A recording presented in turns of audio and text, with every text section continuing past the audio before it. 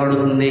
దేవుని యాజకుడు కానీ మరి యాజకుల్లో ఉంచేది ఎవరంటే పరిశుద్ధాత్మ దేవుడు. పరిశుద్ధాత్మ లేకపోతే మనం ఏ యొక్క పని కూడా మనము చేయలేము. ఎందుకంటే పరిశుద్ధాత్మ సహాయాన్ని మనం కోరుకోవాలి, పరిశుద్ధాత్మను మనం ధరించుకోవాలి. పరిశుద్ధాత్మను మనలో నుంచి దేవాతి దేవుడు మరి సాతాను మన జోలికి రాకూడదంటే పరిశుద్ధాత్మను అనే వరాన్ని మనము ధరించుకోవాలి. ఆ పరిశుద్ధాత్మని వరాన్ని ఎలా ధరించుకోవాలంటే ప్రియులారా, విశ్వాసము ద్వారా పరిశుద్ధాత్మను పొందుకోవాలి కదా. చాలామంది మరి పరిశుద్ధాత్మ గురించి చాలా వెటకారాలు ఆడుతూ ఉంటారు. వారు పాటలు పాడినప్పుడు కానీ చప్పట్లు కొట్టినప్పుడు కానీ నవ్వుతూ ఉంటారు. అంటే వారు నిలబడి వారు ఏ రీతిగా చప్పట్లు కొడతారో, ఎలా పడతారో, ఎలా గొంతులు వేసి దావీదులాగా దేవుని గానగానాలతో మరి మహిమపరుస్తారో అది వారికి తెలియదు. ఎందుకంటే పరిశుద్ధాత్మ దేవుడు వారిలో నివసిస్తూ ఉన్నాడు. పరిశుద్ధాత్మ దేవుడు వారిలో నుంచి అనేకమైన మరి విషయాలు మనకు నేర్పిస్తున్నాడు. అందుకే దేవత దేవుడు చెప్తున్నాడు, మీరేమి చెప్పవలసినను మీరు చింతింపకూడి. ఒకవేళ మనం కొన్ని సందర్భాల్లో చూడండి, మరి ఈ యొక్క గుడికల్లో మరి ఏ మీటింగ్కి వెళ్ళినా సడన్గా మనం ప్రార్థించినప్పుడు భయపడుతూ ఉంటారు, భయం కలుగుతూ ఉంటుంది. అప్పుడు మనం ఏమి చేయాలంటే మరి ప్రార్థనలో చేయవలసిన మాట ఏంటంటే, ప్రభా నిలవబడి ఉన్నాను, నాకు మీ పరిశుద్ధాత్మ యొక్క సహవాసాన్ని సహాయాన్ని నాకు అనుగ్రహించు ప్రభు అని దేవుని అడిగితే ప్రియులారా. అందుకే దేవాది దేవుడు చెప్తున్నాడు, మీరేమి చెప్పవలసిన పరిశుద్ధాత్మ గడియలోనే మీకు నేర్పునని. పరిశుద్ధాత్మ దేవుడు మనకు నేర్పిస్తాడు ఏ రీతిగా మాట్లాడాలో, ఏ రీతిగా దేవుని ఆరాధన చేయాలో, ఏ రీతిగా దేవుని గానగానాలతో దేవుని ప్రచురం చేయాలో, ఏ రీతిగా మనము వాక్య ధ్యానాన్ని మనం ధ్యానించాలో ఎవరు నేర్పిస్తారండి? మనకి పరిశుద్ధాత్మ దేవుడు మనకి నేర్పిస్తాడు. అందుకే చూడండి, తండ్రి కుమార పరిశుద్ధాత్మ త్రియేక దేవుని మనం అందరం కూడా ఈరోజు ప్రేమించబడుతున్నామంటే పరిశుద్ధాత్మని వరాన్ని మనం అనుగ్రహించబడి ఉంటే మనం నిలబడిన గంటలు సిగ్గుపడకుండా దేవుని వాక్యాన్ని ప్రకటించేవారుగా మనం ఉంటాం. అందుకే మరి దేవుని వాక్యం తెలియజేస్తుంది. యోహాను సువార్తలో కూడా మనం చూసినట్లయితే ప్రియులారా, యోహాను సువార్త 11వ అధ్యాయంలో మరి భక్తుడైన మరి ఇక్కడ చక్కని మాటలు ఇక్కడ మనం చూడవచ్చు. యోహాను సువార్త 11వ అధ్యాయము మరి 12-13 వచనాల్లో ఇక్కడ అడుగుతున్నారు శిష్యులు, ప్రభువా అతను నిద్రించినలా బాగుపడినది. యేసు అతని మరణం గురించి ఆ మాట చెప్పునే కానీ ఆయన నిద్ర విశ్రాంతిని గురించి చెప్పననుకుని, కావున యేసు లాజరు చనిపోయాను, మీరు నమ్మునట్లు నేను ఎక్కడ ఉండలేదని మీ నిమిత్తమును సంతోషించున్నాము, ఆయనను అతని యొద్దకు మనం వెళ్ళుదుమరండి అని స్పష్టంగా వారితో చెప్పాను. అందుకు దిదుమనబడిన తోమాయనతో కూడా చనిపోవటకు మనం వెళ్ళుదామని తనతో కూడా శిష్యులు చెప్పాను. ఇక్కడ యేసు ప్రభు గారు మరి లాజరు దగ్గరికి వెళ్ళినప్పుడు సహోదరులు అక్కడ మరియ మాత భయపెడుతున్నారు, ప్రభువా మా తమ్ముడు చనిపోయినాడు, నా తమ్ముడు లేపమని వారు పశ్చాత్తాపంతో ఏడుస్తూ ఉన్నప్పుడు ఎంతగానో దేవుని చూచి అంగలారుస్తూ ఉన్నారు, దేవుని చూచి ఏడుస్తూ రోధిస్తూ ఉన్నారు. నా యొక్క మరి తమ్ముడు చనిపోయినాడు, నా తమ్ముడు చనిపోయినాడు, లేపము ప్రభు అని.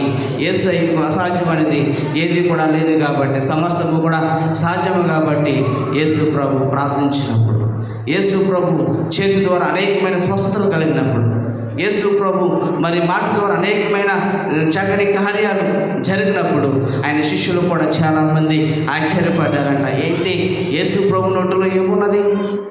యేసు ప్రభు నోటితో అనేకమైన అద్భుతాలు చేస్తున్నారు. యేసు ప్రభు నోటిలో ఏమైనా యేసు ప్రభు మాతృకుడా? యేసు ప్రభు ఏమైనా జ్యోతిష్యుడా? మరి యేసు ప్రభు ఎందుకు అంత శక్తి ఆయనకుందంటే ఆయన జీవము గల దేవుడు కాబట్టి, జీవాన్ని ఆయన ప్రేమించి లోకాన్ని సృష్టించిన దేవత దేవుడు కాబట్టి ఆయన యొక్క మరి నోటిలో ఎంత మరి అమూల్యమైన మరి మహిమ ఉన్నదో మనం ఆయన మహిమను చాలామంది ప్రచురం చేయాలి. ఆయన మహిమను గురించి చాలామందికి తెలియని విషయాలు ఏంటంటే యేసు ప్రభు మరి యేసు ప్రభుకి ఏమి కలుగుతుంది, ఏడి నిజమైన దేవుడు ఎక్కడ ఉన్నాడని ఈరోజు చాలామంది అపోహలను చేస్తున్నారు. చాలామంది అవగాహన లేక ప్రియులారా, ఈ లోకంలో మనం బ్రతుకున్న కాలము 50 సంవత్సరాలు 60 సంవత్సరాలు మనం బ్రతుకుతూ ఉన్నాం. తర్వాత నీ యొక్క వయసు ముగించినప్పుడు నువ్వు ఎక్కడ ఉంటావో తెలుసా? దేవుడి దగ్గరికి వెళ్తావు. దేవుడు ఎక్కడికి రాకపోయినా మనమే దేవుడి దగ్గరికి వెళ్తూ ఉన్నాము. ఈరోజు మనుషులు చాలామంది అనుకోవచ్చు దేవుడు అంటే ఇంకా రావట్లేదు కదా. దేవుడి దగ్గరికి మనం వెళ్తూ ఉన్నామా? దేవుడే మన దగ్గరకు వస్తున్నాడా? మనుషులే దేవుడి దగ్గరికి వెళ్ళిపోతున్నారు ప్రియరా. ఎందుకంటే ఆయన సింహాసనం మీద యేసయ్య మరి మేఘాళుడై ఆయన యొక్క సింహాసనం మీద కూర్చున్నప్పుడు ఎందుకు మరి రారాజుగానే రాబోతున్నాడంటే ఆయన వదుకు దేవుడైన గొర్రెపిల్ల వలె ఈరోజు యేసయ్య ఒక గొర్రెపిల్ల వివాహ మహోత్సవం వలె ఆయన చాలామందిని మరి వెదుకును తీసుకుని వెళ్ళిపోతాడని మరి లేఖనాలు ఇక్కడ మనకు నేర్పిస్తున్నాయి ప్రియులారా. అందుకే దేవుని వాక్యం చెప్తూ ఉంది యోహాను సువార్తలో మరి రాజులు మరి యేసయ్య మరి మాట ద్వారా అనేకమైన అద్భుతాల గురించి లాజరును లేపిన దేవాది దేవుడు ఈరోజు మరి మనుషులను బ్రతికించడానికి శక్తి యేసయ్యకు మాత్రమే ఉన్నదని మరి ఈ లోకంలో ఏ ఒక్కరికి కూడా లేదని ఈరోజు మనం రుచి చూచి మనం చూడాలి. ఎందుకంటే యేసు ప్రభుకి మరి ఒకవేళ ఎవరినైనా బ్రతికించాలి అనుకుంటే ఆయన బ్రతికిస్తాడు. యేసు ప్రభు మరి ఎవరైనా సరే ఈరోజు చూడండి ప్రియులారా, పెద్ద పెద్ద సేవకులు, పెద్ద పెద్ద నాయకులు, యాజకులు అనేక మంది మరణించారు. అయినా మరి వారి యాత్ర ముగించుకున్నారు. అంటే వారు కూడా మరి లోకంలో మనుషులు కాబట్టి, వారు కూడా లోకంలో మరి శరీరాలను ధరించారు కాబట్టి వారందరూ కూడా మరణించారు. ఎందుకంటే ప్రియులారా, ఈ లోకంలో మరణము చాలామందిని వెంటాడుతూ ఉంటారు. ఈ లోకం మనది కాదు. అందుకే దేవాది దేవుడు చెప్పాడు, మనం పుట్టినప్పుడే నీ తల్లి నిన్ను గర్భంలో ధరించినప్పుడే ఈ జగన్ పునాది వేయబడక మునిపే దేవుడు నిన్ను ఎందుకు ఏర్పరచుకున్నాడంటే నేను నిన్ను పిలుచుకుంటూ ఉన్నాను. దేవుడు ముందుగానే చెప్పాడు. ఎందుకంటే నీవు నా సొత్తు అయి ఉన్నావు, నీవు నాక సొత్తు. మనం దేవుని ప్రజలమై ఉన్నాము, దేవుని సొత్తుగా, దేవుని జనాంగముగా దేవుడు ఏర్పరచుకున్నాడు. కాబట్టి దేవాది దేవుడు ముందుగానే చెప్పాడు, మీరందరూ కూడా ఎవరు నా సొత్తు. ఈ లోకంలోనే మరి తల్లి, తండ్రి, మరి బంధువులు, అన్న, చెల్లి అందరూ కూడా ఈ లోకంలోనే. ఒకసారి మన యొక్క ప్రాణం పోయిన తర్వాత మనకి ఏమైనా తెలుస్తుందండి? మన యొక్క భార్య ఎవరో తెలుస్తుంది, భర్త ఎవరో తెలుస్తారక. మన ప్రాణం ఎప్పుడైతే ఆగిపోతుంది, ఈ లోకంలో అన్నీ ఏమైపోతున్నాయి, అన్నీ కూడా గతించిపోతున్నాయి. ఎందుకు గతించిపోతున్నాయంటే ఆకాశం, భూమి అన్నీ కూడా గతించిపోయినట్లు మన ప్రాణాలు కూడా గతించిపోతూ ఉన్నాయి. అందుకే దేవుడు చెప్తున్నాడు, 1 పేతురు రాసిన పత్రిక 4వ అధ్యాయం 14వ వచనాన్ని మనం చూసినట్లయితే ఇక్కడ దేవుడు చెప్తున్నాడు. 1 పేతురు రాసిన మరి పత్రిక 4వ అధ్యాయం మరి 14వ వచనాన్ని మనం చదువుకుందాం. దయచేసి గ్రంథాలు తిరుగుతాం చూడండి. 310వ పేజీ మరి కొత్త నిబంధన నుంచి 12వ వచనం నుంచి చదువుకుందాం. ప్రియులారా, మిమ్మల్ని శోధించుటకు మీకు కలుగుచున్న అగ్ని వంటి మహాశ్రమల గురించి మీకు ఏదో ఒక వింత సంభవించినట్లు మీరు ఆశ్చర్యపడబడి క్రీస్తు మహిమ బయలుపరచబడినప్పుడు మీరు మహానందంతో సంతోషించే నిమిత్తము క్రీస్తు శ్రమలలో మీరు కూడా పాలువరి ఉన్నంతగా సంతోషించుడి. ఎందుకంటే ప్రియులారా చూడండి, ఇక్కడ పేతురు గారు చెప్తున్నారు, ప్రియులారా మిమ్మల్ని శోధించడానికి, మిమ్మల్ని హింస పెట్టడకు, మిమ్మల్ని వాదించడకు, మిమ్మల్ని ఇబ్బంది పెట్టడకు అగ్ని వంటి మహాశ్రమల గురించి, అగ్ని వంటి మహాశ్రమలు కూడా మనకు కలుగుతూ ఉంటాయి. ఈ రోజుల్లో కలిగే శ్రమలు చాలా తక్కువేమో. మరి దేవుడు ముందుగానే నేర్పిస్తున్నాడు, అగ్ని వంటి శ్రమలు కూడా ఉంటాయంటే మనకి. అవన్నీ కూడా ఓర్చుకునే సమయం మనకు రాబోతుంది. అంటే అగ్ని వంటి శ్రమ అంటే ఏంటి అంటే మరి దేవుడు ఒకవేళ ఆయన రాకడ కొరకు మనం ఎత్తబడకపోతే ఈ లోకములో ఇంకా ఈ లోకస్తులుగానే ముగిలిపోతే అగ్ని వంటి మహాశ్రమల వరకు కలుగుతాయి. దేవుని నమ్మిన బిడ్డలు ఎవరికి కూడా అగ్ని వంటి మహాశ్రమల వరకు జరగవు. ఎందుకంటే దేవుని నమ్మరు వారు, దేవుని అంగీకరించారు వారు, దేవుని బాప్తిసాలు పొందారు వారు, దేవునిలోనికి అడుగు పెట్టారు జనులు. కాబట్టి వారందరము కూడా సాతానుడు శోధిస్తూ ఉంటాడు. అందుకే మరి పరిశుద్ధాత్మ దేవుడు చెప్తున్నాడు, ప్రియులారా మిమ్మును శోధించుటకు మీకు కలుగుచున్న అగ్ని వంటి మహాశ్రమల గురించి మీకు ఏదో ఒక వింత సంభవించినట్లు మీరు కదా. వింత అంటే ఏంటంటే ఏదో మనకు కనబడి జరగనిది ఒక వింతలాగా మనకు కనబడుతూ ఉంటుంది. మనం ఆశ్చర్యపడుతూ ఉంటాం, అయ్యో ఎంత చక్కగా జరిగింది, ఇది కూడా చాలా మరి మహాద్భుతం అని ఒక వింత కలిగినట్లు మనం ఆశ్చర్యపడతాం. చూసారా? అదే రకంగా మరి దేవుడి యొక్క మాటలు చెప్తున్నారు, ప్రియులారా మీకు అగ్ని వంటి మహాశ్రమలు మీకు వస్తాయి. అగ్ని వంటి మహాశ్రమలు ఖచ్చితంగా ఎంతమందినైనా సరే అది వెంటాడుతూనే ఉంటుంది. అందుకే దేవుడు చెప్తున్నాడు, మీకు ఏదో వింత కలగాలంటే మీరు ఆశ్చర్యపడవద్దు. కానీ దేవుని యొక్క మాటలు చెప్తున్న 13వ వచనం, క్రీస్తు మహిమ బయలుపరచబడినప్పుడు మీరు మహానందంతో సంతోషించాలంట కదండి. మనకు శ్రమలు వచ్చినప్పుడు మనం కృంగిపోకూడదంట. శ్రమలు వచ్చినప్పుడు మనం భయపడిపోకూడదంట. ఎందుకంటే మనం భయపడినా, అలాగే శ్రమ వచ్చి కృంగిపోయినా, మరి చాలామంది మాటలతో భయపెడుతూ ఉంటారు. నీకేదో అయిపోద్ది, ఈరోజు నేను చంపేస్తారు, ఈరోజు నీ పని అయిపోద్ది అని మనుషులు మనం భయపెట్టినా, అందుకే దేవుడు చెప్తున్నాడు, మీరు సంతోషించాలి. నిమిత్తము క్రీస్తు శ్రమలలో మీరు పాలువారినంతగా సంతోషించి, క్రీస్తు నామము నిమిత్తము మీరు నింద పాలైన ఎడల మహిమా స్వరూపైన ఆత్మ అనగా దేవుని ఆత్మ మీ మీద నిలిచిచున్నాడు కనుక మీరు ధన్యులు. దేవునికి స్తోత్రం చెప్పండి అందరూ కూడా. హల్లెలూయా, హల్లెలూయా. ప్రియులారా, ఇక్కడ దేవుని వాక్యం ఏమేమి చెప్తుందో తెలుసా? మీరు ఎవరైతే క్రీస్తు శ్రమలలో పాలువారే అవుతారు, క్రీస్తు కొరకు మరి కొన్ని వాదన పడతారో జనులు, వారందరూ కూడా ఎవరంటే క్రీస్తు నిమిత్తం మీరు నింద పాలైన ఎడల మహిమా స్వరూపయోగం ఆత్మ అనగా దేవుని ఆత్మ మీ మీద నిలుచును. దేవుని ఆత్మ మన మీద నిలుస్తుందంట ప్రియులారా. ఎప్పుడు నిలుస్తుంది దేవుని ఆత్మ మన మీద? చెప్పండి. మనం ఎవరి చేతైనా శోధించబడినప్పుడు, ఎవరి చేతన ఒక మాట మనం పడినప్పుడు, ఎవరైనా నువ్వు మూర్ఖుడు, మంచుడు, దుర్మార్గుడు అంటారు చాలామంది. అలాంటి మాటలు మనం అన్నప్పుడు మనం ఎవరమంట? చెప్పాలి, ఎవరమంట? ధన్యులు. వారైతే దేవుని సన్నిధిలో మూర్ఖులు, అన్నవారు మూర్ఖులు, పడ్డవారు ధన్యులు. కాబట్టి ప్రియులారా, అందుకే దేవుని వాక్యం చెప్పింది, క్రీస్తు నిమిత్తం మీకు అనేకమైన నిందలు మీకు కలుగుతూ ఉంటాయి, హింసలు కలుగుతూ ఉంటాయి. కాబట్టి దేవుని ఆత్మ మీ మీద నిలుచును, దేవుని ఆత్మ మీ మీద ప్రకాశించును, దేవుని ఆత్మ మీ మీద మరి కనుదృష్టిగా మీ మీద అనుగ్రహించును అని దేవుని వాక్యం ఈ రోజు మనకు చెప్తుంది. అందుకే క్రీస్తు నిమిత్తం మీరు నింద పాలైనట్ల మీరందరూ కూడా మీలో ఎవడను 15వ వచనం చూడండి, మీలో ఎవడను అర్హంతుడుగా కానీ, దొంగగా కానీ, దుర్మార్గుడుగా కానీ, పరుల జోలికి పోవుడుగా కానీ బాధ అనుభవింప. ప్రియులారా, చూడండి ఎంత భయంకరమైన మాటలు చూడండి. ఈ మాటలు మనం నేర్చుకుంటే చాలా, ఈ అధ్యాయం మనం చదువుకుంటే చాలా మరి భయం వేస్తూ ఉంటుంది. ఎందుకంటే దేవుడు మరి పరిశుద్ధాత్మ దేవుడు ఈరోజు చెప్తున్నాడు మనకి, మీరు క్రీస్తు నిమిత్తము నింద పాలైన ఎడల మీరందరము కూడా మీరు ధన్యులు. ప్రియులారా, ధన్యులు. దేవారాత్రము దాన్ని ధ్యానించడమే కాకుండా క్రీస్తునందు మనం నిలిచి ఎడల ఈరోజు క్రీస్తు కొరకు శ్రమల పాలైతున్న వారందరము కూడా అపోస్తలుడైన పౌలు గారు మహా గొప్ప విశ్వాస వీరుడైన పౌలు గారు చాలా విశ్వాసము కలిగిన, చక్కని యథార్థత కలిగిన వీరుడైన, అనేక మంది ఆత్మను రక్షించిన పరలోక యోధుడైన, అనేక మందిని దేవుని యొక్క నడిపించిన గొప్ప పోరాట యోధుడైన మరి అపోస్తలుడైన పౌలు గారే అనేకమైన హింసలు పడతాయి. మరి మనుషులమైన మరి నామమాత్రికులైన ఈరోజు యాజకులు, దేవుని సంఘాన్ని నడిపించే నాయకులు, దేవుని కొరకు ప్రయాసపడుతున్న జనులు, ఇంకా వారందరూ కూడా ఏ పార్టీ వారందరూ అపోస్తలుడైన పౌలు గారితో మనం పోల్చుకుంటే మనం ఇంకా చాలా తక్కువ.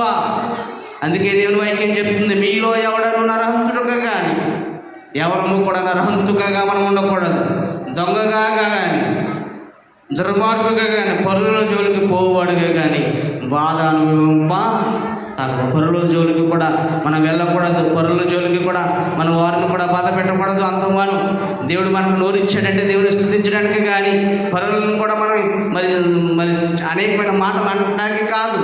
అందుకే దేవుని వాక్యం చెప్తుంది, ఎవడైనాను క్రైస్తవుడు అన్నందుకు బాధ అనుభవించిన ఎడల అతడు సిగ్గుపడక ఆ పేరును బట్టి దేవుడు మహిమపరచబడి దేవుడికి స్తోత్రం చెప్తున్నాం. హల్లెలూయా.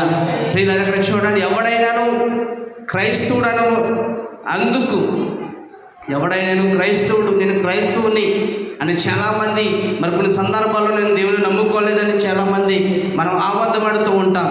ఇక్కడ మరి పౌలు గారు మరి అనేకమైన సందర్భాల్లో చెప్తున్నారు ఏమంటే, ఇక్కడ చూడండి, ఎవడైనాను క్రైస్తవుడు అన్నందుకు బాధను అనుభవించకూడదు. క్రైస్తవుడు అన్నందుకు బాధ అనుభవించినడలా అతడు సిగ్గుపడక ఆ పేరుని బట్టి దేవుని మహిమపరచాలి, దేవుణ్ణి మహిమపరచాలి.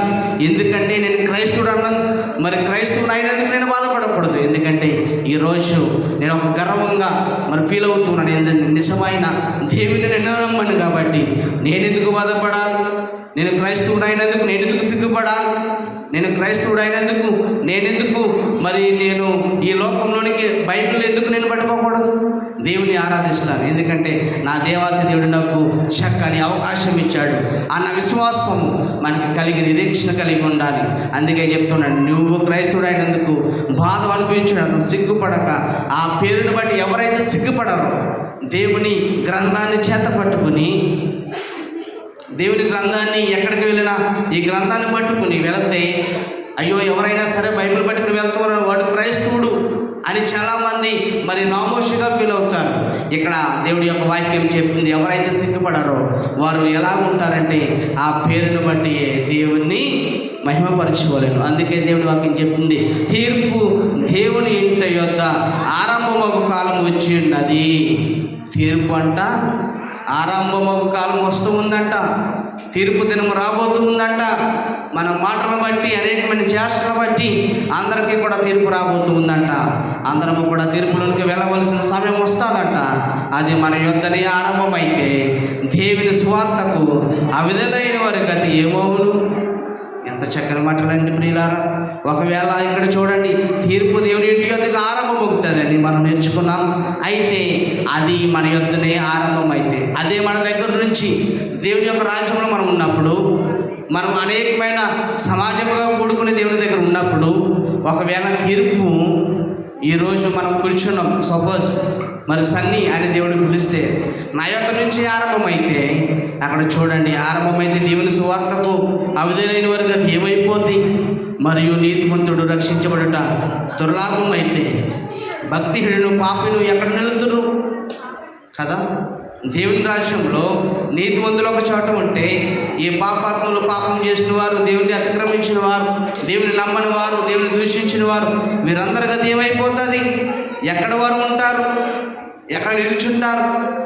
దేవుని నమ్మిన వారు అందరూ ఒక పక్కన ఉంటే, దేవుని హింసించిన వారు ఎక్కడ నిలబడతారు అని ఇక్కడ ప్రశ్నిస్తూ ఉన్నాడు. అందుచేత కాబట్టి దేవుని చిత్త ప్రకారం బాధపడువారు, సత్ప్రవర్తన గలవారే, నమ్మకమైన సృష్టికర్తకు తమ ఆత్మను అప్పగించుకునేవాడు. దేవునికి స్తోత్రం చెప్తాం. హల్లెలూయా. మన ఆత్మను దేవునికి అప్పగించుకోవాలి. మన ఆత్మను దేవునితో త్రిప్పుకోవాలి. మన ఆత్మను దేవుని కొరకు ప్రయాసపడాలి. మన ఆత్మలో దేవుని కొరకు పరిగెత్తే వరకు ఉండాలి. మన ఆత్మలో దేవుడు ఉండాలి.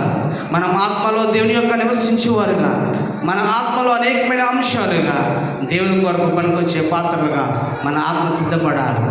శరీరం చూడండి ప్రియులారా, ఈరోజు మన శరీరం ఏదైనా ఒక బలహీనత కలిగితే ఈ శరీరాన్ని ఎంతగా ప్రేమిస్తాం? ఒకవేళ ఈ శరీరానికి ఏదైనా ఒక జ్వరం వచ్చినప్పుడు మనం ఎక్కడికి వెళ్తాం? హాస్పిటల్కి వెళ్తాం. అనేకమైన డబ్బులు మనం ఖర్చు పెడతాం. ఎందుకు ఖర్చు పెడతాం తెలుసా? ఈ శరీరాన్ని కాపాడుకోవడానికి లక్షలు మరి పెద్ద పెద్ద హాస్పిటల్స్లో పెట్టి, లక్షలు ఐసీయూలో పెట్టి, ఎమర్జెన్సీలో పెట్టి, ఎంతగా మనం ఒకవేళ డబ్బు లేకపోయినా అప్పు చేసి మనం పెడతామే. ఎందుకు? ఈ శరీరాన్ని చంపడాక, బ్రతికించుకోవడానికి. ఈ శరీరాన్ని బ్రతికించుకోవడానికి, నీ శరీరాన్ని బ్రతికించుకోవడానికి నువ్వెంత ప్రేమిస్తూ ఉన్నావే నీ శరీరాన్ని. మరి ఆత్మను మనం ప్రేమించగలుగుతున్నామా? దేవుని ఆత్మను మనం ప్రేమించగలిగితే ఈరోజు ప్రియులారా దేవుడి చక్కని ఆయుష్ మనకి ఇస్తాడు. ఈ ఆత్మను మనం ప్రేమించగలిగితే దేవుడి చక్కని అవయవాలను, దేవుడి చక్కని ఈ యొక్క బలహీనతలను కూడా దేవుడు బలపరిచి, శక్తిపరిచి, దేవుడు తగ్గని మరి శక్తిని దేవుడు మనకు అనుగ్రహిస్తాడు. ఎందుకంటే ఎప్పుడైతే మన ఆత్మను మనం ప్రేమిస్తామో ప్రియులారా, ఈ శరీరాన్ని ప్రేమించినప్పుడు ఈ లోకంలోని శరీరం కొరకు ఎంతగా ఈ లోక వస్త్రాధారణ మనం వేసుకుని, ఈ శరీరాన్ని సబ్బుతో మనం స్నానం చేసి ఎంత మరి ఈ శరీరాన్ని ప్రేమించినా మరలా శరీరం నుంచి ఏమొస్తుంది అంటే శరీరం నుంచి మట్టే వస్తుంది.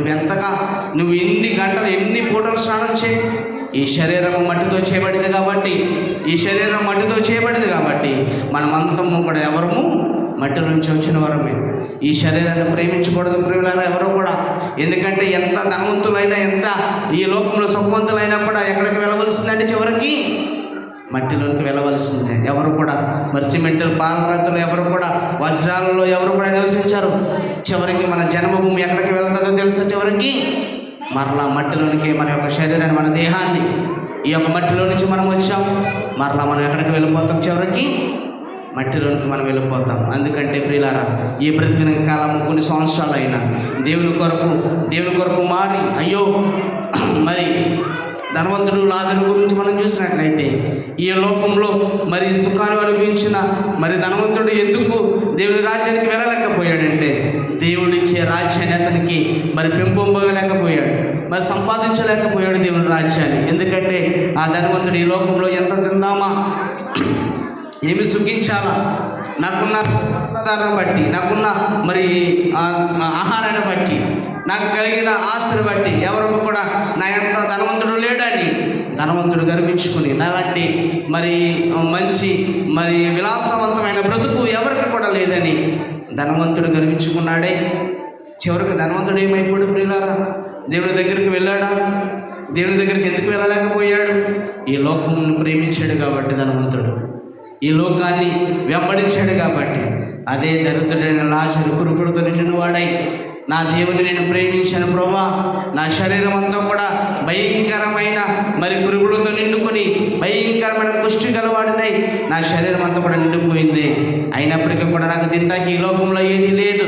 మరి ఒక ధనవంతుడు మరి పడిపోయిన రొట్టె ముక్కలను తిని బ్రతుకుతున్నాను అని ఎంతగా తగ్గించుకున్నాడో చూడండి ప్రియులారా. ఎంతగా తగ్గించుకొని, ఎంతగా మరి యొక్క లోకములో ఎందుకు ధనవంతుడు మరి దేవుని రాజ్యాన్ని కోల్పోయాడంటే, ఎందుకు దేవుని యొక్క రాజ్యాన్ని మరి సంపాదించుకోలేకపోయాడంటే, ఈ లోకాన్ని ప్రేమించాడు కాబట్టి, ఈ లోకాన్ని వెంబడించాడు కాబట్టి. మనం కూడా అలాంటి పరిస్థితిగా మనం తెచ్చుకోకూడదంటే, దరిద్రుడైన లాజరులాగా ఏమి ఉన్నా లేకున్నా, అన్నీ ఉన్నా లేకున్నా, ఏమీ లేనట్టుగా మనం బ్రతుకుతే మనము కూడా లాజరులాగా దేవుని దగ్గర, దేవుని యొక్క అబ్రహాము రొమ్మున ఏ రీతిగా లాజరు అనుకున్నాడో మనము కూడా లాజరులాగా దేవుని యొక్క రాజ్యానికి మనం వెళతామని దేవుని వాక్యం మనం నేర్పిస్తుంది ప్రియులారా. రోమీయులకు రాసిన పత్రిక 8వ అధ్యాయంలో కూడా మనం చూసినట్లయితే 17వ వచనంలో చక్కని మాటలు మనం చూడవచ్చు. రోమీయులకు రాసిన పత్రిక 8వ అధ్యాయము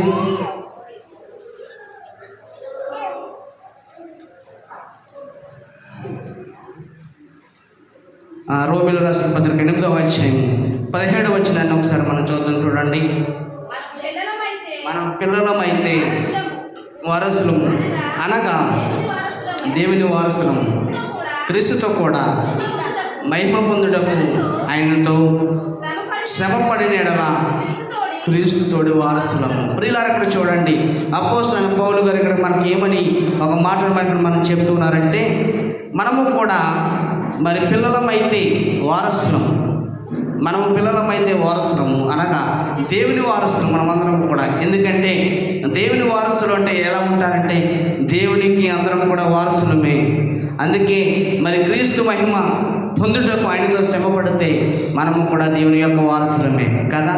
ఈ లోకంలో సుఖం అనిపించిన ధనవంతుడు దేవుని వారసుడు కాలేకపోయాడు. ఈ లోకంలో ఈ లోకాన్ని ప్రేమించిన ధనవంతుడు దేవునికి కుమారుడు కాలేకపోయాడు, దేవునికి ఇష్టానుసారుడు కాలేకపోయాడు.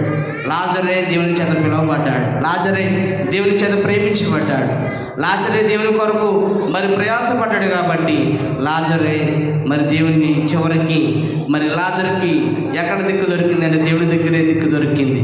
మరి ఇక్కడ కూడా మనం చూసినట్లయితే మనము పిల్లలమైతే వారసులం, అనగా దేవుని వారసులం, క్రీస్తుతో కూడా మనము మహిమ పొందుటకు ఆయనతో శ్రమపడితే మనమందరం కూడా ఎవరు వారసులమండి? ఎవరు వారసులము? దేవుని వారసులు కదా. మనమందరం కూడా దేవుని వారసులమే. ఎందుకంటే ఆయన శ్రమతో, ఆయన యొక్క క్రీస్తు మహిమతో మనము కూడా శ్రమపడితే మనమందరము కూడా దేవునికి వారసులమే. ఈరోజు మనమందరము కూడా దేవునికి పిల్లలమే, మనమందరము కూడా ఈరోజు దేవునికి సొత్తే. ఎందుకంటే మనం క్రీస్తుతో కూడా శ్రమపడితే, క్రీస్తు మన కొరకు ఏ రీతిగా శ్రమపడ్డాడో ఆ రీతిగా కనీసం క్రీస్తు కొరకు మరి కొన్ని విషయాలైనా మరి కొన్ని కారణాల చేత మనము కూడా క్రీస్తు కొరకు, కొన్ని కారణాల చేత మనం కూడా క్రీస్తు కొరకు శ్రమపడితే ఆయన వారసులమే, మనమందరం ఆయన పిల్లలం. ఎందుకంటే దేవుడు అధికారం ఇచ్చాడు. ఎందుకంటే దేవుని ప్రేమించే వారికి ఆయన సంకల్పం చెప్పిన పిలువబడిన అందరికీ కూడా సమస్తమును కూడా మేలు చేసి దేవుడు ఉద్దేశాల చేత మేలు చేస్తూ ఉంటాడు ప్రియులారా. ఎందుకంటే దేవుడు ప్రతి ఒక్కరికి కూడా మేలు చేస్తాడు. దేవుడు ప్రతి ఒక్కరికి కూడా ఎవరికి కూడా అన్యాయం చేస్తే మన దేవుడు కాదు. కాబట్టి అందరికీ కూడా దేవుడు మేలు చేయడానికి ఇష్టపడుతున్నాడు, మేలు చేయడానికి దేవుడు మరి సిద్ధపడుతున్నాడు. ఈరోజు మనము కూడా యేసు ప్రభులాగా మనము కూడా కొన్ని శ్రమల పాలవుతే క్రీస్తు వారసులు అని ఇక్కడ పౌలు గారికి మనం చెప్తున్నారు. అదే అధ్యాయంలో ఒకసారి మనం చూసినట్లయితే 8వ అధ్యాయము 12వ వచనము, కాబట్టి సహోదరులారా శరీరానుసారముగా ప్రవర్తించడం మన శరీరమునకు రుణస్థులము కాము. మీరు శరీరానుసారంగా ప్రవర్తించినట్లయితే చావలసిన వారు ఎందురు కానీ ఆత్మచేత శరీర కార్యాలు చంపినలా జీవించేదరు. ఎందుకంటే శరీరానుసారంగా జీవిస్తే ఈ లోకంలో మన శరీరానుసారంగా మనం ప్రేమిస్తామని ఆత్మానుసారంగా మీరు నడుచుకుంటే దేవుని మీరు ప్రేమిస్తారని ఇక్కడ పౌలు గారికి మనం నేర్పిస్తున్నారు. ఎందుకంటే దేవుని ఆత్మ చేత ఎందరైతే నడిపించబడతారో వారందరూ కూడా దేవుని కుమారులై ఉంటారు.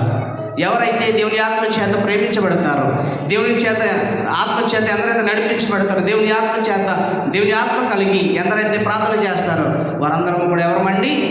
దేవుని కుమారులను పడుతారు. 8వ అధ్యాయం 14వ వచనం ఒకసారి మనం చూసినట్లయితే 8వ అధ్యాయం 14వ వచనం, దేవుని చేత ఆత్మ చేత ఎందరైతే నడిపించబడతారో వారందరము కూడా దేవుని కుమారులై ఉందరు. దేవుని ఆత్మ మనలో ఉండాలి అంటే దేవుని ఆత్మ పరిశుద్ధాత్మని వరాన్ని మనము ధరించుకోవాలి. దేవుని యొక్క పరిశుద్ధాత్మని వరాన్ని మనం ధరించుకోలేకపోతే దేవుని ఆత్మ మనలో ఉండదని ఇక్కడ మనకు పౌలు గారు మనం నేర్పిస్తూ ఉన్నారు. ప్రియులారా, దేవుని ఆత్మ చేత నడిపించబడాలి. దేవుని ఆత్మ ఎప్పుడు వస్తుందో తెలుసా మనకి? దేవుని ఆత్మ ఎప్పుడు వస్తుందో చెప్పండి? మనం ప్రార్థన చేసుకున్నప్పుడు, దేవుని సంఘానికి క్రమంగా వచ్చినప్పుడు, దేవుని వాక్యాన్ని మనం చదువుకున్నప్పుడు, ఇవన్నీ కూడా దేవుని ఆత్మ మనకి చెప్పాలి. దేవుని ఆత్మ అప్పుడే వస్తుంది మనకి. మనం ప్రార్థన చేయకుండా, దేవుని సన్నిధికి రాకుండా దేవుని ఆత్మ మనలో ఎప్పటికీ కూడా నివసించదు. ఎందుకంటే ప్రాముఖ్యమైన విశేషం ఏంటంటే దేవునికి ఇవ్వాల్సిన సమయము, ప్రార్థన కలిగిన జీవితము దేవునికి మనం ఎప్పుడైతే ఇస్తామో వారికి దేవుని ఆత్మ ఉంటుంది.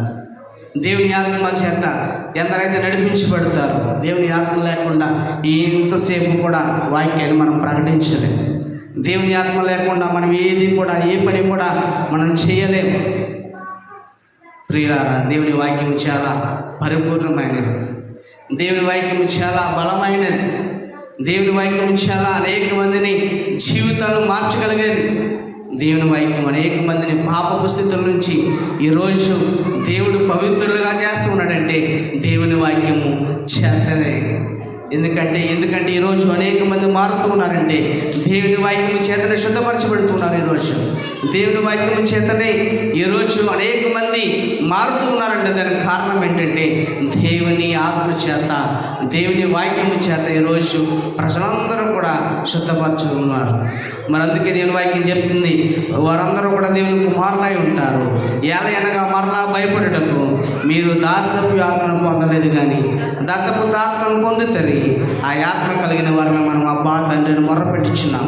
మనము దేవుని పిల్లలమని మన ఆత్మతో కూడా సాక్ష్యం ఇచ్చుచున్నాం. ప్రియులారా, ఆత్మానుసారంగా మనం ప్రేమించినట్లయితే, ఆత్మను మనం ప్రేమించినట్టు శరీరం సిద్ధమే కానీ దేవుని కొరకు ఆత్మ సిద్ధంగా ఉన్నదా?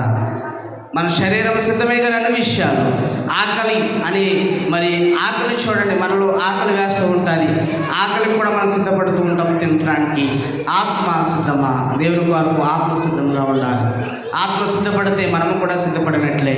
ఈ శరీరాన్ని మనం ప్రేమించినట్లు ఆత్మను కూడా మనం ప్రేమిస్తే ఈరోజు దేవుని యొక్క రాజ్యాన్ని పొందుకోవడానికి, దేవుని యొక్క రాజ్యాన్ని వినియోగించుకోవడానికి దేవుడు ఈరోజు ఒక అధికారాన్ని ఇచ్చాడు.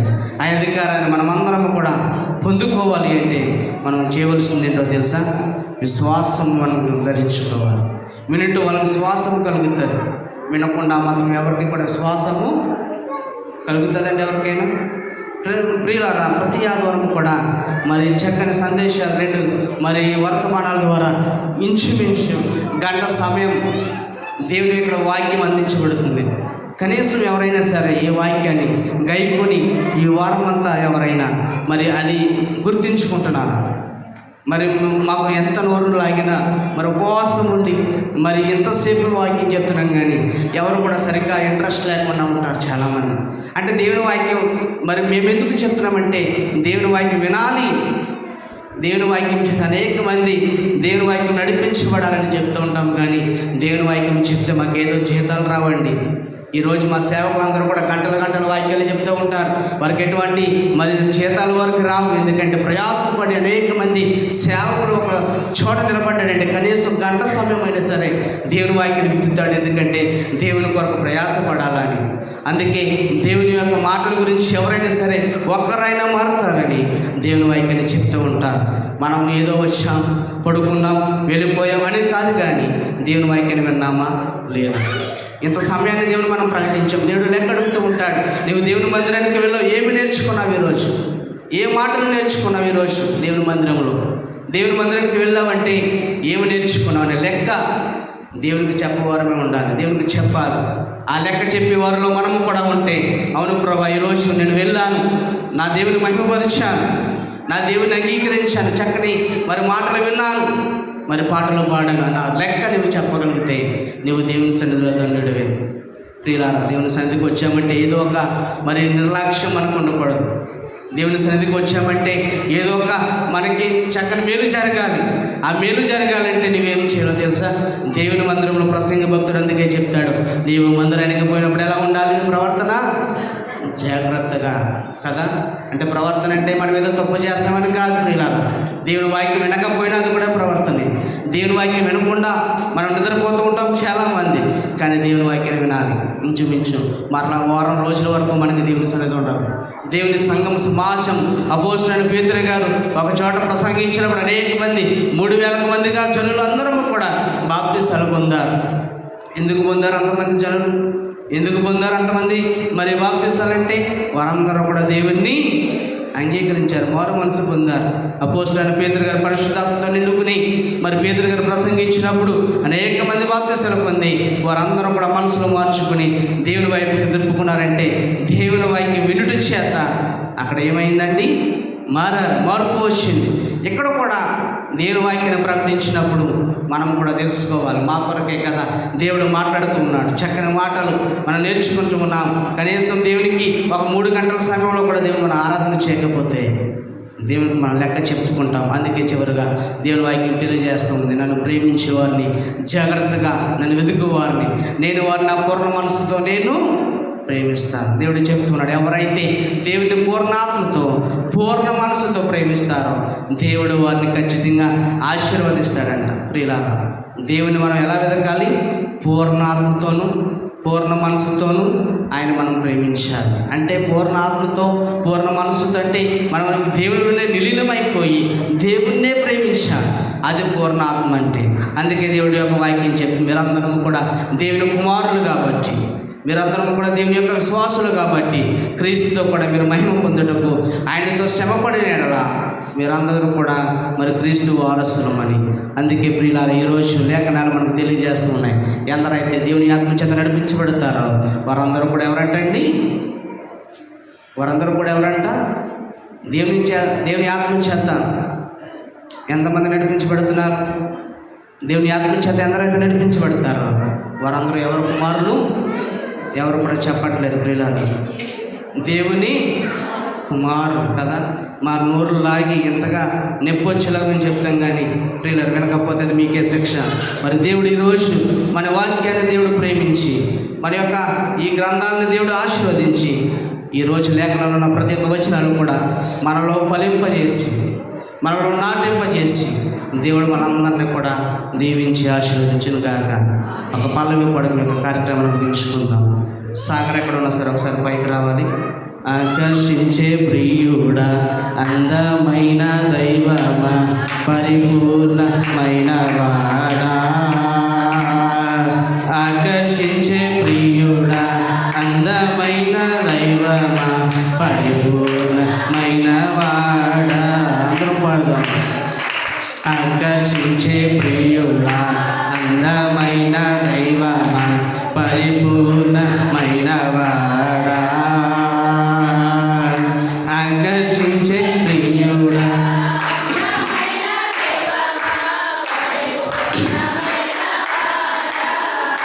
నీదు తలపై ఉన్న అభిషేకం అధికంగా సువాసన ఇచ్చుచున్నది. నీదు తలపై ఉన్న అభిషేకం అధికంగా సువాసన ఇచ్చుచున్నది. నీదు ప్రేమ చేతులు ప్రేమించే చేతులు, నీదు ప్రేమ చేతులు ప్రేమించే చేతులు, నీదు ప్రేమ చూపులు నాకు చాలును, నీదు ప్రేమ చూపులు నాకు చాలును. ఆకర్షించే ప్రియుడా, అందమైన దైవమా, పరిపూర్ణమైన వాడా. ఆకర్షించే ప్రియుడా, అందమైన దైవ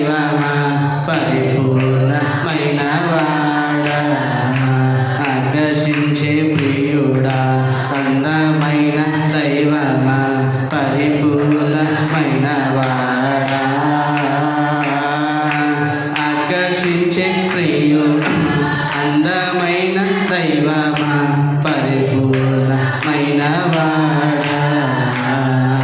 ప్రియులారా, ఆకర్షించే ప్రియుడు మన యేసురాజు కాబట్టి మనం అందరం కూడా దేవుని కొరకు ప్రయాసపడదాం. ఒక నిమిషం తల ఉంచి ప్రార్థన చేసుకుందాం.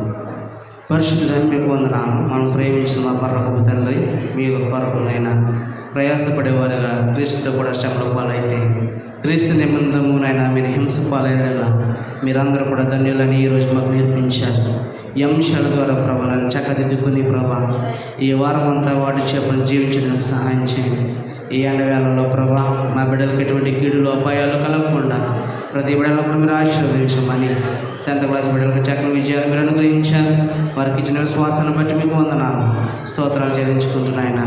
జరుగుతున్న కార్యక్రమంలో ఆయన చక్కని వర్తమానాలు నేను ఇంకో వర్తమానం కూడా మాకు వినిపింపు చేయమని యేసుక్రీస్తు వారి దివ్యమైన నామంలో మేము ప్రార్థించి స్తుతించి వేడుకుంటున్నాము. ప్రియ పరలోక తండ్రి, ఆమె. ప్రియులారా, ఒక విషయం దయచేసి గమనించండి.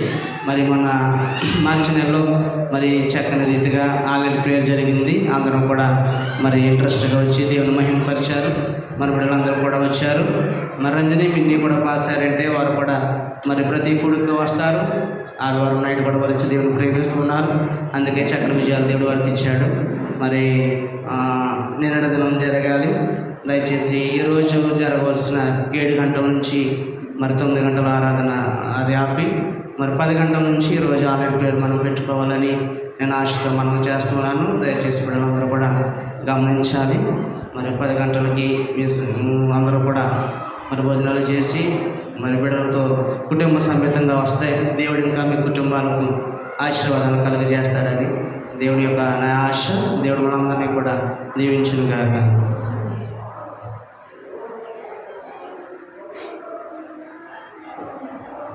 ప్రభునందు ప్రియమైన దేవుని బిడ్డలారా, కూడొచ్చిన మీ అందరికీ వందనాలు. దేవుడి ప్రభువు బట్టి ఈ యొక్క 4 నెలంతా ఆదివారంలో దేవుడు మనల్ని మరి రీతిగా మనల్ని ప్రవేశపెట్టాడు. మరి దేవునికి ఎంతో మనం ఆకృతిగా మనం జీవించాలి. ఈ యొక్క భయంకరమైన ఎండాకాల సమయాల్లో దేవుని కాపుదల మన పైన ఉంచినందుకు మనంతో ధన్యులము. దేవుని పట్ల చూడండి, మనం కొన్ని నిమిషాల వాక్యంలోకి వెళ్దాం. మన ప్రార్థన ఏ రకంగా ఉంటుందో చూడండి. పరిశుద్ధ గ్రంథం నుండి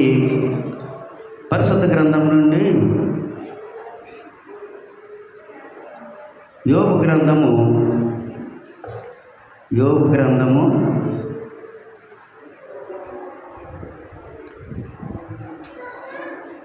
8వ అధ్యాయము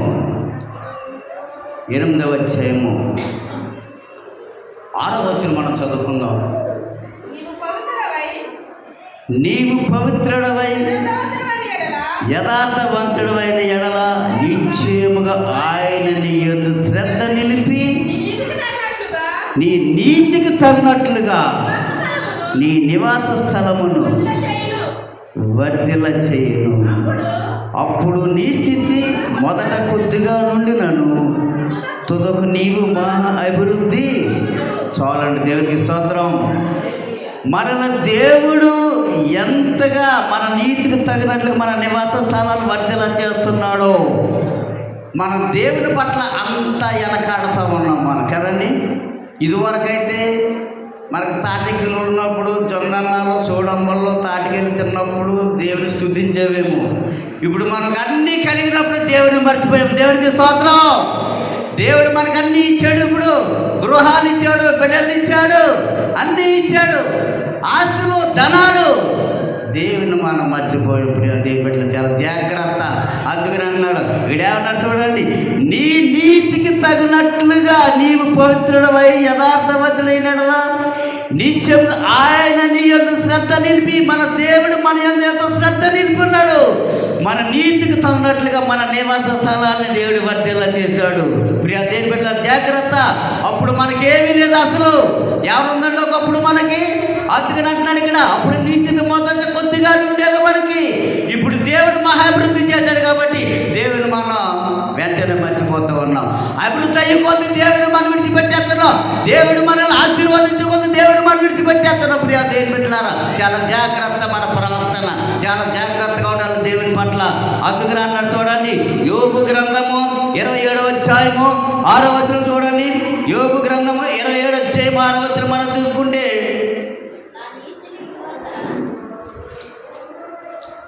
చదవనా, నా నీతిని విడువక గట్టిగా పట్టుకొందును, నా ప్రవర్తన అంతటి విషయంలో నా హృదయము నన్ను చూడండి, నా నీతికి కదండి. ఇక్కడ ఏం చెప్తున్నాడు? నా నీతిని విడువక గట్టిగా. మనం నీతిని విడవకూడదంటే మనం గట్టిగా పట్టుకోవాలంట. దేవుడు మనకి ఇచ్చాడు, ఇప్పుడు అన్ని ఐశ్వర్యాలు ఇచ్చాడు, ఆనందాలు ఇచ్చాడు, అన్ని ఇచ్చాడు. కాబట్టి మనం ఏం చేయాలి? నీ నీతిని విడువక గట్టిగా పట్టుకోవాలంట. మన దేవుడిని ఎలా పట్టుకోవాలండి? మన ప్రవర్తన అంతటిలో మనం దేవుడి పట్ల చాలా గట్టిగా పట్టుకోవాలి మనం. ఎందుకంటే దేవుడు మనల్ని అన్ని సమృద్ధిగా ఇచ్చుకోవాలి. దేవుడు మనం విడిచిపెట్టేస్తూ ఉన్నాను ప్రియా దేవుని బిడ్డలారా. అందుకని అంటే ఉన్నాడు ప్రియా దేవుని బిడ్డలారా, మన నీతిని వస్త్రముగా ధరించుకోవాలంట. ఏం ధరించుకోవాలండి మనం? యోబు గ్రంథము 29 అధ్యాయం 14వ వచనం చూడండి. యోబు గ్రంథం 29 చదవండి. నేను నీతిని వస్త్రంగా ధరించుకొని ఇంటిని కనుక అది నన్ను ధరించెను. నా న్యాయ ప్రవర్తన నాకు వస్త్రమును ఆయను. గుడ్డి వారికి నేను కొండలు తిని, కుంటి వారికి పాదములై తిని, దరిద్రుడు తండ్రిగా ఉంటిని, ఎరుగున వారి వాద్యమును నేను శ్రద్ధగా చాలండి. ఎందుకంటే దేవుడి దినాన్ని మనకి ఏం చెప్తున్నాడు అంటే, మన ప్రవర్తన ఎలా ఉందని ఒకసారి మనకి దేవుడు అడుగుతూ ఉన్నాడు. మన ప్రవర్తన అంతటిలో మనం అంటే మన దేవుడికి, మన నీతికి తగినట్లుగా మనం ఉండాలి. మనకు నీతికి తగినట్లుగా దేవుడు మనం ఉంటే మన నివాస స్థలాన్ని దేవుడు ఏం చేస్తాడు? వర్ధిల్లపరుస్తూ ఉన్నాడు ప్రియా దేవుని బిడ్డలారా. చూడండి, కీర్తన గ్రంథం 7వ అధ్యాయము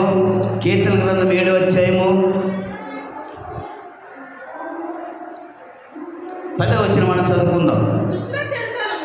7:10 దుష్టులు చెడుతనము మార్పుము, నీతి గలవారిని స్థిరపరచుము, యథార్థ హృదయములను రక్షించు దేవుడే నా కేడమును మోయువాడు అన్నాడు. చాలండి. ఇక్కడ ఏమన్నాడు?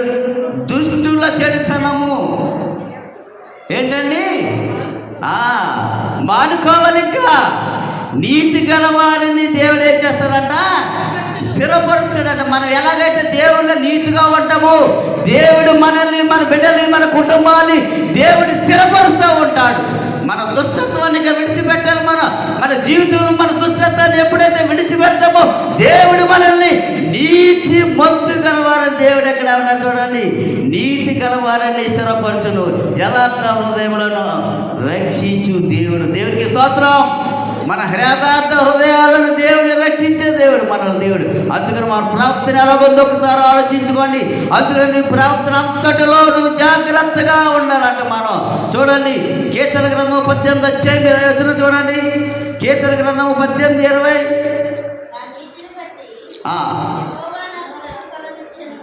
నా నీతిని బట్టి యెహోవా నాకు ప్రతిఫలమిచ్చెను, నా నిర్దోషమును బట్టి నాకు ప్రతిఫలమిచ్చెను, యెహోవా మార్గములను నేను అనుసరించుచున్నాను. చాలండి. ఇక్కడ ఏం చెప్తున్నాడంటే, నా నీతిని బట్టి యెహోవా నాకు ప్రతిఫలమిచ్చెను, నా నిర్దోషమును బట్టి నాకు. మన నీతిగా ఉంటే దేవుడు మనకి ఏమిస్తాడంటే దినాన్ని ప్రతిఫలం ఇస్తాడంట కదండి. మన నీతిగా ఉంటే దేవుడు మనల్ని ఏం చేస్తాడు?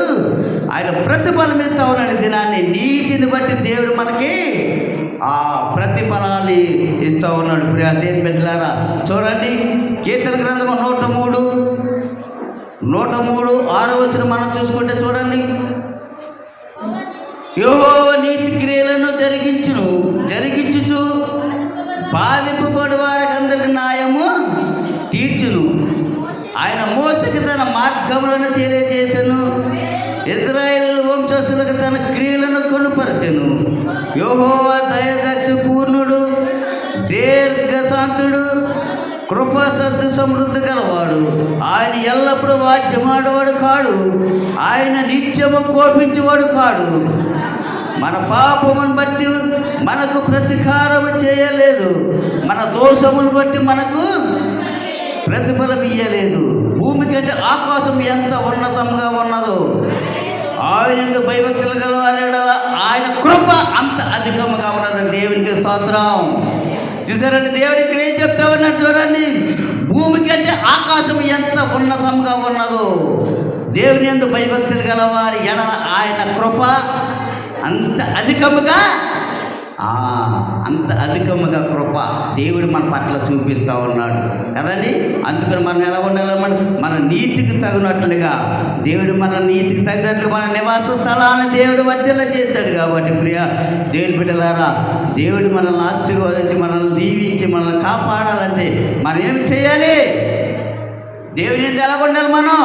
ప్రియ దేవుని బిడ్డలారా, నీతి ప్రాప్తత గలవారై ఉండాలి, నీతిమంతులుగా మనం జీవించాలి. ప్రియ దేవుని బిడ్డలారా, అందుకని ఇక్కడ అంటూ ఉన్నాడు చూడండి. 1 కొరింథీ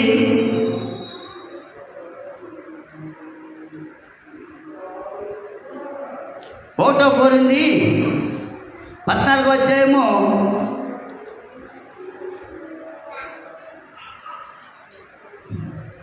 32వ వచనం మనం చదువుకుందాం. మరియు ప్రవక్తల ఆత్మలు ప్రవక్తల స్వాధీనములో ఉన్నవి, అలాగే పరిశుద్ధులు సంఘం అన్నిటిలో దేవుడు సమాధానానికి కర్త. కానీ అల్లారికి కర్త మన దేవుడు ఎవరండి? పరిశుద్ధాత్మ దేవుడు. అల్లరికి కర్త కాదు మన దేవుడు, సమాధానమునికి కర్త.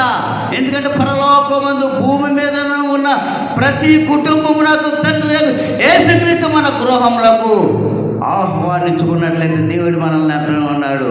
మన కుటుంబం యొక్క అధికారమును ఆయన మనకి ఆయన మనల్ని అప్పగిస్తూ ఉన్నాడు. ప్రియ దేవుని బిడ్డలారా, అందుకనే దేవుడు ఎక్కడ చూడండి, మన కుటుంబంలో సమస్యలు బయలుదేరవచ్చును, అంత మాత్రంలో మనం కృంగిపోకూడదంట. దేవుడు ఇక్కడ అన్నాడు, ఇక్కడ ప్రతిదానికి మన సమస్యలకు పరిష్కారం ఎవరండి? క్రీస్తే. మనకు బాధలు వచ్చినప్పుడు మనసు పరిష్కరించేవాడు ఎవరండి? క్రీస్తే. ఆయన మన కుటుంబం శిరస్సును బట్టి దేవుడు మనల్ని దినాన్ని మాట్లాడుతూ ఉన్నాడు. దేవుని బిడ్డలారా, ఆయన యొక్క మనం జీవించి కలిగినట్లయితే మన కుటుంబం సంతోషకరమైన కుటుంబంగా ఉంటుందంట. మన కుటుంబంలో చూడండి, యేసు నివసించే కుటుంబంలో ఎప్పుడు సంతోషంగా ఉంటుంది, యేసుక్రీస్తు నివసించే కుటుంబంలో ఎప్పుడు సమాధానం ఉంటుంది, యేసుక్రీస్తు నివసించే కుటుంబంలో ఎప్పుడు ఆశీర్వాదాలు ఉంటాయి, యేసుక్రీస్తు నివసించే కుటుంబంలో ఏముంటుందండి? ఆరోగ్యాలు ఉంటాయి, అనారోగ్యాలు ఉండవండి. ఏముంటాయండి? ఆరోగ్యాలు ఉంటాయి. ప్రియ దేవుని బిడ్డలారా, చూసారండి, యేసుక్రీస్తు మన గృహంలో నివసించాలి. యేసుక్రీస్తు మన గృహంలో నివసించాలంటే మనం ఏం చేయాలి? మన ప్రార్థన ఎలా ఉండాలి ఒకసారి మనం ఆలోచించుకుంటాం. మన ప్రార్థన బట్టి దేవుడు మనకు తీర్పు తీర్చిపోతూ ఉన్నాడు కదా. మన ప్రార్థన అంతటిలో మనం చాలా శ్రద్ధగా ఉండాలి. మన ప్రార్థన అంతటిలో దేవుని పట్ల చాలా భయముతోటి భక్తితోటి మనం జీవించినట్లయితే దేవుడు మన కుటుంబంలో ఈ దినాన్ని ఇప్పుడే రాబోతున్నాడు. మన కుటుంబంలో ఇప్పుడే ఎంతో సంతోషము, సమాధానము, ఆనందము, ఆరోగ్యాలు దేవుడు ఈ దినాన్ని నుంచి మనందరికీ దయచేయునుగాక. ఆమేన్. చూడండి, ప్రకటన గ్రంథం 12వ అధ్యాయము 12వ వచనంలో మాట చూడండి. ప్రకటన గ్రంథం 12వ అధ్యాయము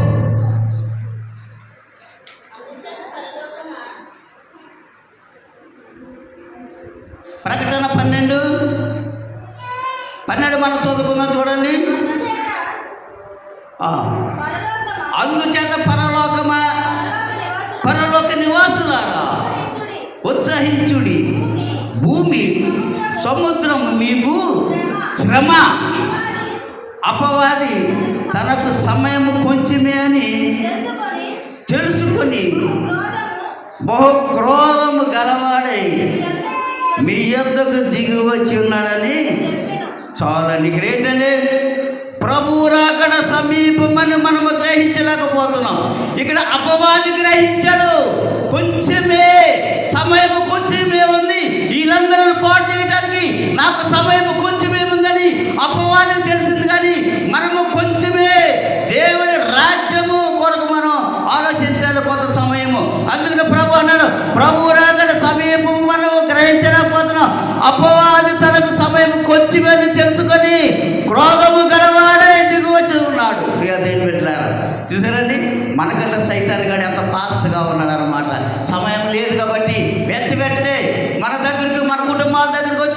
వాడు మన కుటుంబాలు మనల్ని మరి చిన్నభిన్నం చేసేసి మనల్ని పాపంలోకి నెట్టివేస్తూ ఉన్నాడు.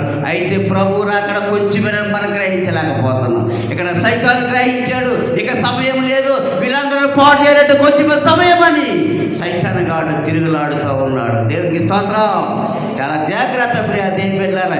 ఎందుకంటే దుష్టిని అగ్ని బాణములన్నీ ఆర్పుటకు మనం శక్తివంతులము కావాలి. మనం దేవుని సర్వంగ కవచము ధరించుకోవాలి. మనం దేవుని స్థిరము వస్త్రముగా మనం ధరించుకోవాలి. మనం ఎందుకంటే మన నీతికి తగినట్లుగా దేవుడు మన నివాసాలు వర్ధలా చేశాడు. కాబట్టి మనం ఎవరైతే నీతిగా ఉంటారో దేవుడు వారి కుటుంబాన్ని బహుగా దీవిస్తాడని ఈ దినము మాతో మాట్లాడుతూ ఉన్నాడు ప్రియ దేవుని బిడ్డలారా. ఎందుకంటే మనకు సమాధానము కావాలి మనకి ఇప్పుడు. ఎందుకంటే సమాధానము లేకుండా ఆత్మ కలిగించు ఐక్యము కాపాడుకోవట్లేదు, శ్రద్ధ కలిగిన వారిగా ఉండాలి మనం. ఎందుకంటే క్రీస్తునందు నూతనమైన పవిత్రమైన కుటుంబమును కొట్టడానికి మనకు కావలసిన మరి కొన్ని జాగ్రత్తలు మన ప్రభువులు మనం తీసుకోవాలి ప్రియ దేవుని బిడ్డలారా. ఎప్పుడైతే మనం కొన్ని జాగ్రత్తలు ప్రభువులు మనం తీసుకుని ప్రభువులో మనం నడుచుకున్నట్లయితే దేవుడు మన కుటుంబాలను వర్ధిల్లా చేస్తాడు. మన నీతికి తగినట్లుగా దేవుడు మనల్ని ఆశీర్వాదిస్తాడని దేవుడి దినాన్ని మనతో మాట్లాడుతూ ఉన్నాడు ప్రియ దేవుని బిడ్డలారా. చూడండి, సామెతల గ్రంథము 12వ అధ్యాయము, సామెతల గ్రంథము 12వ అధ్యాయము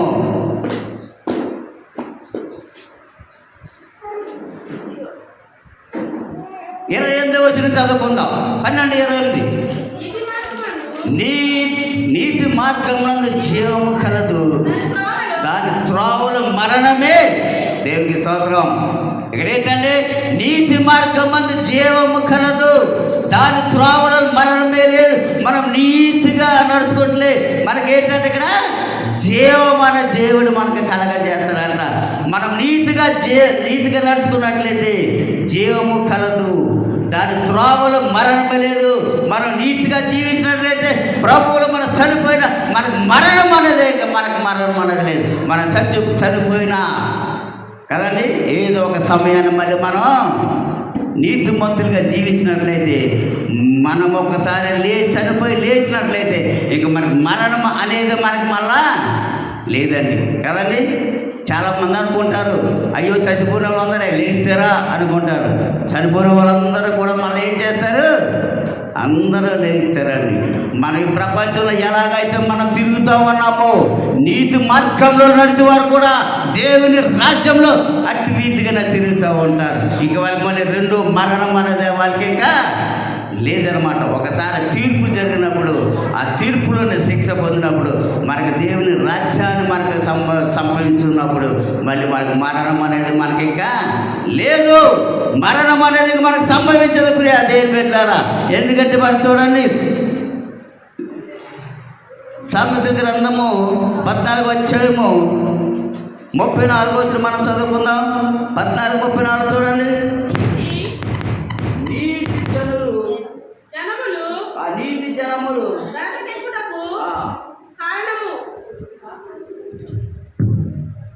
నీతి జనములు ఘనతకెక్కుటకు కారణము పాపము ప్రజలకు అవమానము తెచ్చును. బుద్ధిగల సేవకుడు రాజులకు ఇష్టుడు అవమానకరముగా నడుచుకున్న వారి మీద రాజు కోపించు. చూడండి, నీతి జనములు ఘనతకి కూటకు కారణం అంట. చూడండి, పాపము ప్రజలకు అవమానము ఏం తెస్తుందండి? పాపము ప్రజల్ని అవమానం తెస్తుందండి ప్రియ దేవుని బిడ్డలారా. మనం అటువంటి అవమానములు మన పాపములు మనం పడకుండా ఉండాలంటే మనం ఏం చేయాలంటే నీతిని అనుసరించి నడుచుకోవాలి. మనం ఎలా ఉండాలండి? నీతిని అనుసరించి నడుచుకోవాలి మనం. అందుకని ఇక్కడ సామెతల గ్రంథంలో చూడండి 15:9 మాట ఉంది. 15:9 మాట చూడండి. భక్తిహీనుల మార్గం యోగము, నీతిని అనుసరించి వారి ఆయన. ఎవరైతే నీతిగా ఉంటారో, ఎవరైతే నీతిగా నడుచుకుంటారో వారిని మాత్రమే దేవుడు ప్రేమించడు. దేవునికి స్తోత్రం. నీతిని అనుసరించి నడుచుకోవాలి మనం. నీతితో కూడినది కొంచెమే శ్రేష్టము మనకి. ఏంటండి? సామెతలు 16:8 చూడండి. సామెతలు 16 అన్యాయము చేత కలిగిన గొప్ప వచ్చబడి కంటే నీటితో కూడిన కొంచెమే.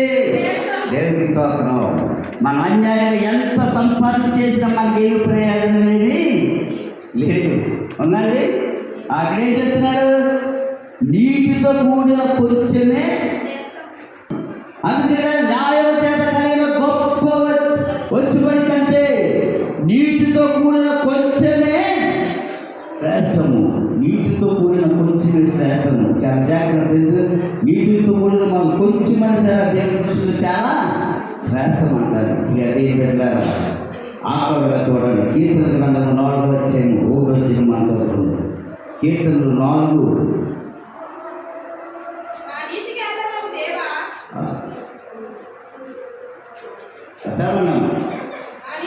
నా నీతికి ఆధారము దేవా, నేను మొదలు పెట్టినప్పుడు నాకు ఉత్తరము. ఇప్పుడు నాకు విశాలత కలుగుదేవాడు నీవే. నన్ను కోరించి నా ప్రార్థన చాలని గ్రహించకుండా నా నీతికి ఆధారము దేవా నేను.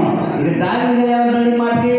నా నీతికి ఆధారము దేవా, నేను మొదలు పెట్టినప్పుడు నాకు ఉత్తరమిమ్ము. ఇలా దేవుడు మనం కూడా నీట్గా దేవుని మనం మొదలు పెట్టినట్లయితే దేవుడు మనకు ఉత్తరం ఇస్తాడు. ఏ సరైన దేవుడు మనకు ఉత్తరం ఇస్తాడు, మనకు ప్రతిఫలం ఇస్తాడు. అందుకే నా నీతికి ఆధారం అంటే దావీదు గారు నీట్గా ఉన్నాడు కాబట్టి దేవుడు అడుగుతూ ఉన్నాడు. నా నీతికి ఆధారము నీవే అంటున్నాడు. అయితే మనం కూడా దేవుడు అన్నాడు, ప్రభా మా నీతికి ఆధారము నీవే తండ్రి. అయితే మనం ఎలా ఉండాలి? నీతిగా ఉండాలి. నీతిగా నుండి మన దేవుని ఏదడిగిన దేవుడు మనకి చేయడానికి దేవుడు నీతికి తగినట్లుగా మన నివాస స్థలాలను దేవుడు ఏం చేశాడు? వర్తిలా చేశాడు. మనందరి నివాస స్థలాలను దేవుడు వర్తిలా చేశాడు. అందుకే మన అందరం దేవుని మర్చిపోయాం. దేవుని స్తోత్రం కదండి. బిల్డింగ్ ఇచ్చేవాళ్ళు, డబ్బు సంపాదించుకుంది, చక్కగా 2 పూట్ల భోజనం, మంచి చేప మాంసం తిరిగిపోతూ దేవుడు మనం మర్చిపోతూ ఉన్నాం. ఇజ్రాయేల్ ప్రజలన్నీ ఉండి కూడా దేవుని మర్చిపోయినట్టు మన దేవుడు మనకు అన్ని ఇచ్చాడు. మన దేవుడు మర్చిపోవడం.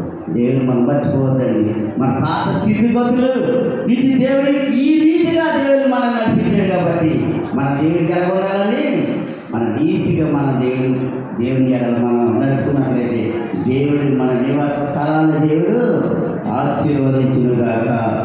ఆమేన్. మనం లేచినట్లయితే చల్లబడతాం.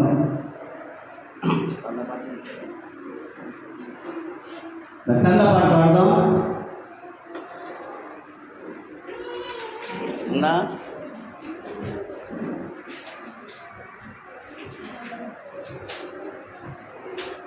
సమర్పణ చేయుము ప్రభునకు ఇదే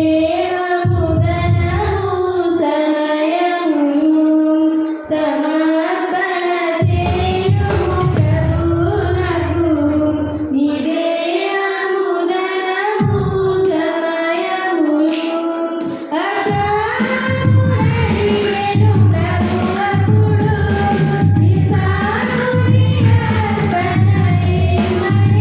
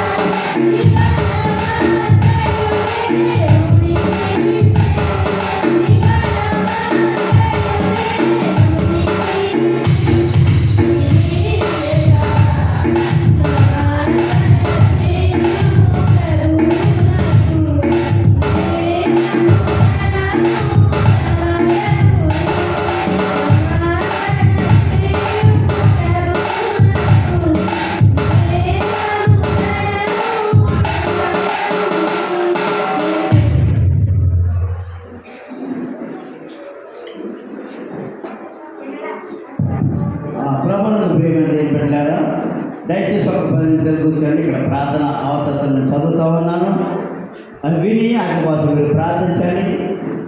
ఆ దేవుడి కృపను బట్టి మరి అందరికీ చాలామంది మన సంఘ బిడ్డలకి దేవుడు యొక్క డోక్రా వల్ల చాలామంది డబ్బులు వచ్చినాయి. మరి ఆ యొక్క దేవుడి కృపను కూడా, ఎందుకంటే చాలామంది అనుకున్నారు ఎలక్షన్ ఉంది కదా, అది అయిపోయిన తర్వాత వస్తేమో అనుకున్నారు.